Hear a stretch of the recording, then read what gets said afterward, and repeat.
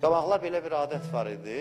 Cəmaət uşaqların əlindən tutub aparardı imamların yanına ki, indidən sevgisi ürəklərinə düşsün. Bir nəfər gəldi, dedi, Həzrət Əli əleyhissalama dedi ki, ya Əmir əl-Möminin, bilirsiniz ki, mən sizi sevənlərdənəm, sizin aşiqlərinіздənəm, uşağımdan nigaranam, övladımdan.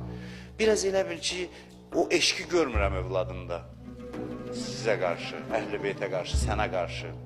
Əli əleyhissalam dedi ki, götür gəl yanıma. Götürdü, gəldim, apardım. Daxil oldu otağa, cavan yeni yetmə uşaqdır. Həzrət Əleyhisselam baxdı ona, salam verdi. Bir-iki kəlmə, az.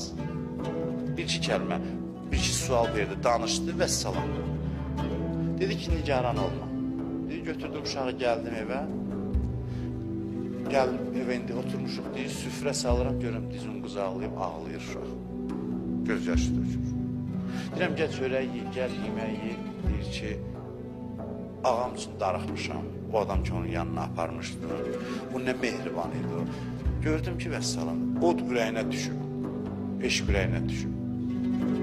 Gördüm ki, elə hey, bu ağlamaq qara günlərin ağlaması deyil. Bu, insanın inkişafının başlanğıcıdır. Bu ağlamaq özü bir sevinclə qarışıq göz yaşıdır. Şövq göz yaşıdır.